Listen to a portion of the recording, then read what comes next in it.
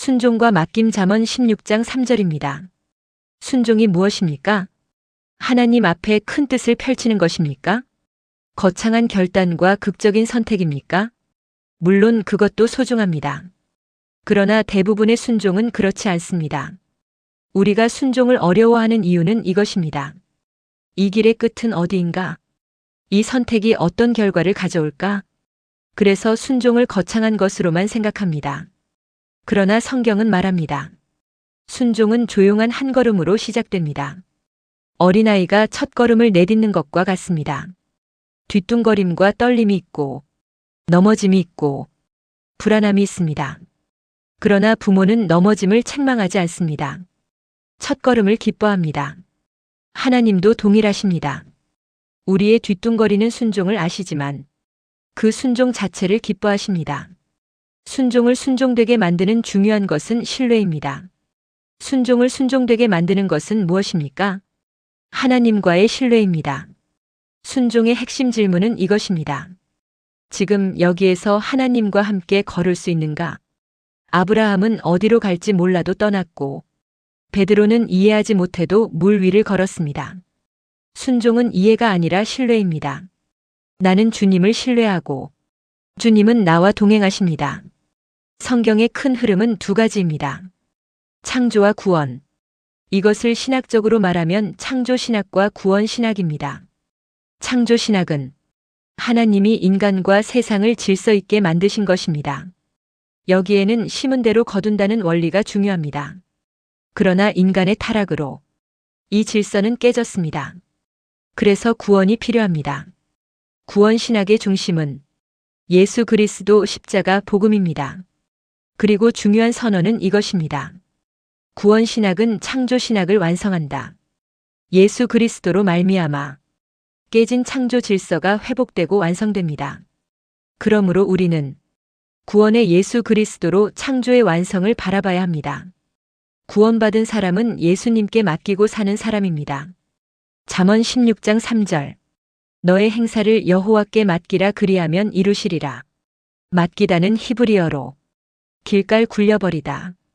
이 뜻은 단순한 위탁이 아닙니다. 내 손에 쥐고 있던 것을 굴려보내는 것. 내 힘, 내 의지, 내 주도권. 그것을 내려놓는 것입니다. 여호수아 5장 9절. 애굽의 수치를 굴려버렸다. 즉 수치가 굴러가고 동시에 내 힘과 의지도 굴러가고 하나님의 보호와 주권을 인정하는 자리입니다. 이스라엘은 여리고 앞에서 할례를 받습니다. 적이 쳐들어오면 대처가 안 되는 가장 위험한 순간입니다. 그럼에도 순종합니다. 자신을 지키지 않고 하나님께 맡긴 것입니다. 그 직전에 건넌 요단강도 마찬가지입니다. 제사장들이 언약궤를 메고 먼저 발을 내딛었습니다. 그리고 물이 멈추었고 백성들은 요단강을 건넜습니다. 요단의 돌을 지파별로 12개 준비하여 기념비를 세웠습니다. 맡김이 있는 것, 이것이 길갈입니다. 이것이 맡김입니다. 그런데 맡기지 않을 때 생기는 일이 있습니다. 베드로전서 5장 7절. 너희 염려를 다 주께 맡기라 이는 그가 너희를 돌보심이라. 그리고 이어지는 말씀. 베드로전서 5장 8절. 마귀가 우는 사자같이 두루 다니며 삼킬 자를 찾는다. 이 연결이 중요합니다. 맡기면 하나님이 붙드십니다. 맡기지 않으면 내가 마귀의 삼킬 대상이 됩니다. 하나님께 맡기면 마귀가 감히 건드리지 못하지만 내가 붙들고 있으면 나는 꼼짝없이 마귀의 공격 대상이 됩니다. 그러나 맡기면 하나님이 돌보십니다.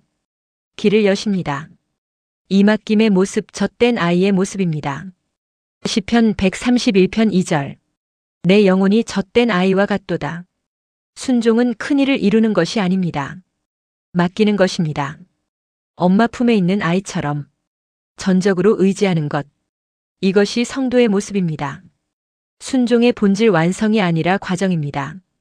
순종은 완성이 아닙니다. 이해에서가 아니라 신뢰에서 하는 것입니다. 느릴 수 있습니다. 실패할 수 있습니다. 넘어질 수 있습니다. 그러나 그 과정 속에서 우리는 하나님을 알아가고 하나님의 신실하심을 경험합니다.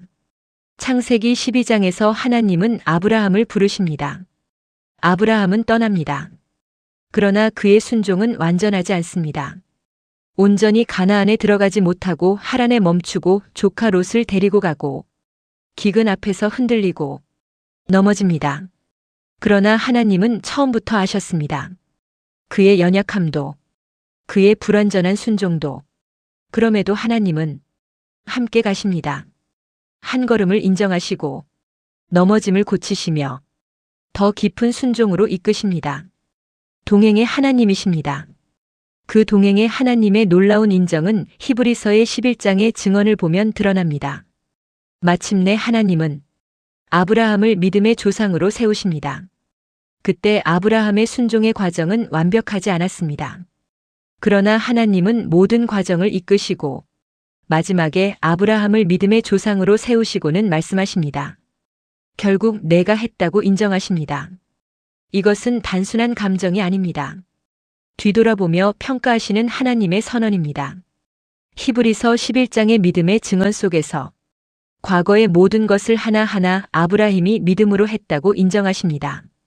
즉, 하나님이 이루시고, 하나님이 완성하시고, 하나님이 인정하십니다.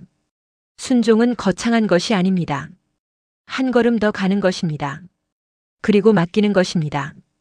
수치를 굴려버리고, 염려를 맡기고, 내 힘과 의지를 내려놓고, 하나님의 주권을 인정하는 것. 너의 행사를 여호와께 맡기라.